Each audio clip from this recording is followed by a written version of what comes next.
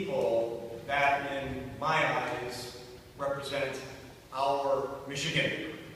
Our Michigan. You are Michigan. We are Michigan.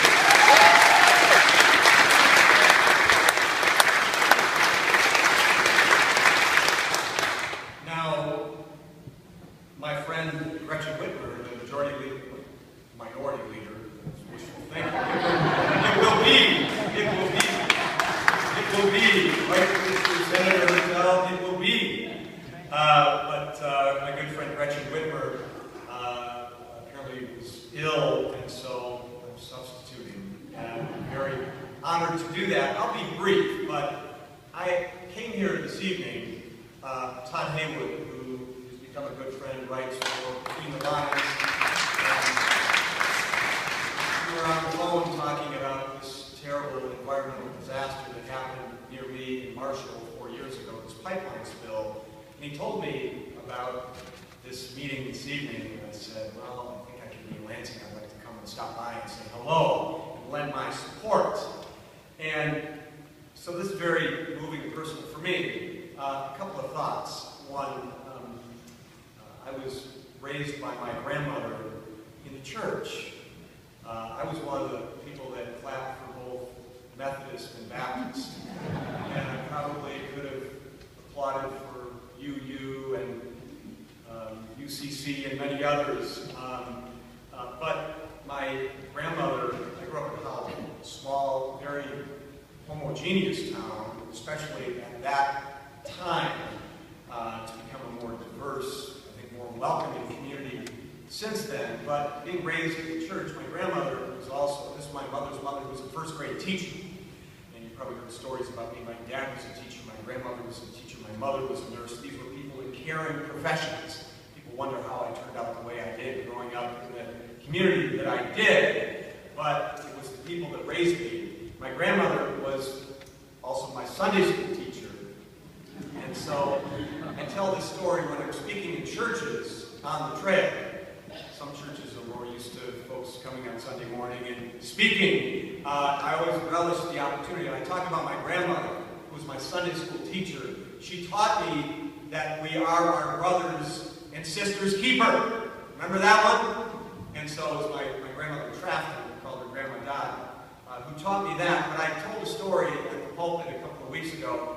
And my grandmother also played the organ for, you know, when the kids, I don't know, pastor in your church, if you send them all off to Sunday school during, well, I got sent off to Sunday school, and my grandmother partly entertaining us, getting us singing and participating. The song I remember that I talked about at the pulpit the other day was This Little Light of Mine, and I'm going to let it shine. So this brings it all back, very century. But I'm a product of wonderful people that raised me to believe that we are all God's children, regardless of our faith or denomination, whether we're churched or unchurched. When Lisa Denton Cooper remembers these moments when we worked together when I was in Congress for a tumultuous 2 years. By the way, even after I don't like to use the word lost, election, but after, you know, after a certain group of activated voters, I won't even acknowledge what they call themselves, and what they call voted, and too many of us did not.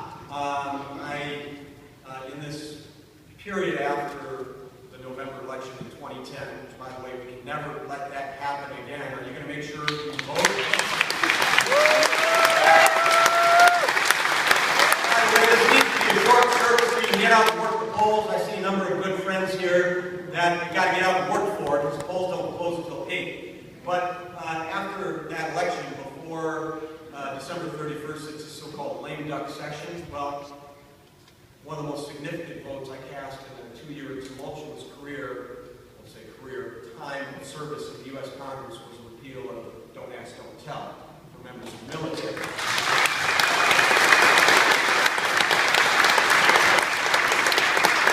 I can tell you that during town hall meetings, in fact, some of them were in churches. I remember downtown First Baptist Church in Battle Creek, we held a town hall meeting when we were writing the Affordable Care Act. Anyone who knew me, the son of a nurse, primary care provider, I think I would vote against health care for millions of Americans didn't have any idea of who I was. But we held these raucous town hall meetings. We took questions from everyone. Very fair and open process. Folks tried to intimidate us at that time. But I always cited Scripture. So regardless of your denomination or flavor or whatever, in terms of spirituality, I think these are universal principles. But it was Matthew 21st chapter, 31 through 46. Remember that one? Whatever you do unto the least of these, you do unto me. You saw me hungry, did you feed me? Thirsty, did you give me drink? I think there's even one pastor about when I was sick. Did you care for me? When I was in prison, did you visit me? I was citing that one, thinking, you know, folks that might wear a bracelet that had, you know, the WWJG, you know, all of that. How could you vote against health care for people when that's what we were taught? And I think every faith teaches that. We are our brothers and sisters' keeper. So how can we not, in our great state and in this great country, be against equality for everyone? How can we be against that?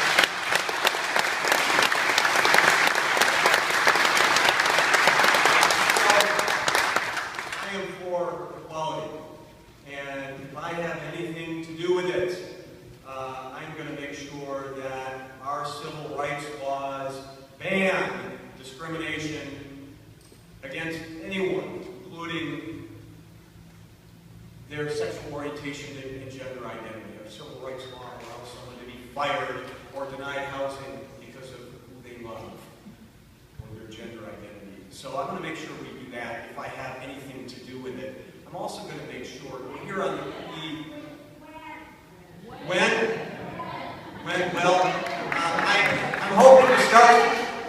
I'm hoping to start my new job on January 1 of 2015.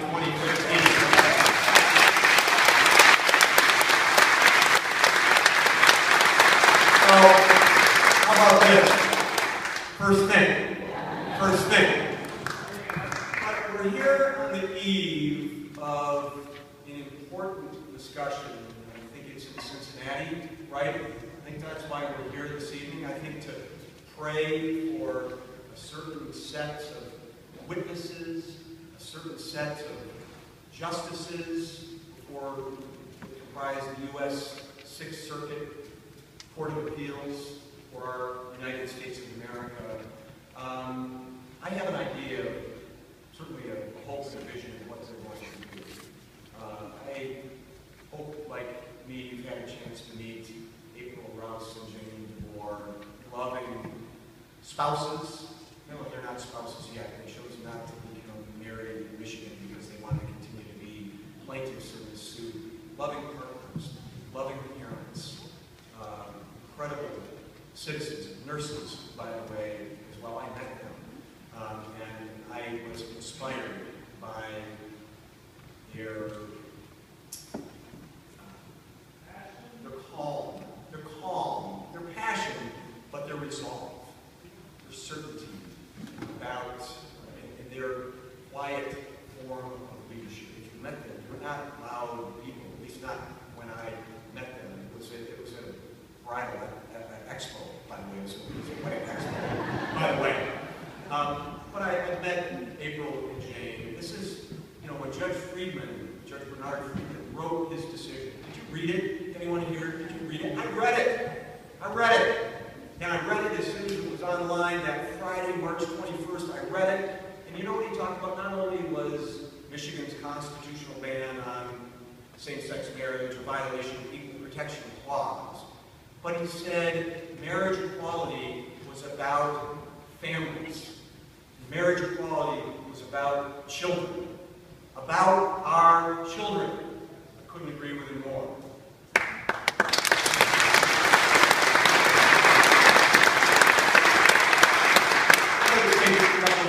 This is about family values. Value of family and family values. So I got on the phone with a woman named Lisa Brown. Maybe you know who Lisa Brown is. There's Barb here. We ought to be saluting Barb here in the county.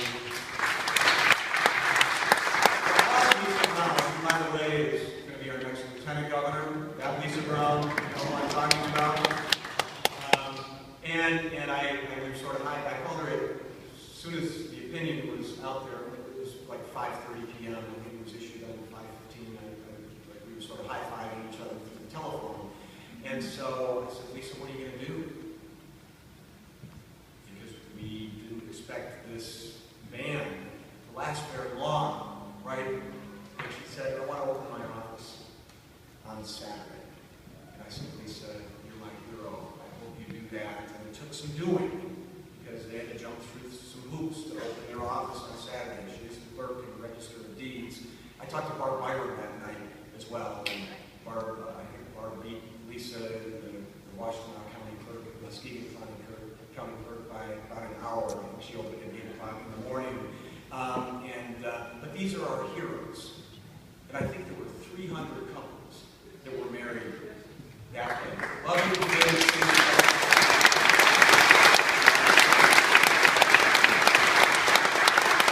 That's our Michigan, right? In our Michigan. And Marcia and Glenna were one of those couples, right? You are my heroes too, because you are the plaintiffs in Casper versus Snyder. Is that correct? So we can have a political leader in our state who says, well, first of all, can't bring himself to say that the LA Person Civil Rights Act actually ought to be amended. Not that the legislature ought to talk about it, but actually ought to be amended. But to say that, okay, you and the 299 other couples are legally married, but no, we're not going to recognize you under state law. That's wrong. So we are here to celebrate. We are here to celebrate the oneness of humankind here in the great city of Lansing, in the great state of Michigan, to model that for the rest of the world. We are here to pray and to vision what will happen tomorrow. But even after tomorrow, the struggle is not over. The struggle is not over because most likely it, along with 5 or 6 other cases that are also being heard tomorrow, are going to go to the U.S. Supreme Court, right? And so we are going to have to wait, right? Marcia and Glenna and others who haven't been married yet here in our great state of Michigan are going to have to wait. So we must continue the struggle. We must continue to reach out. We must continue to educate. We must continue to uplift our great Michigan, our one Michigan.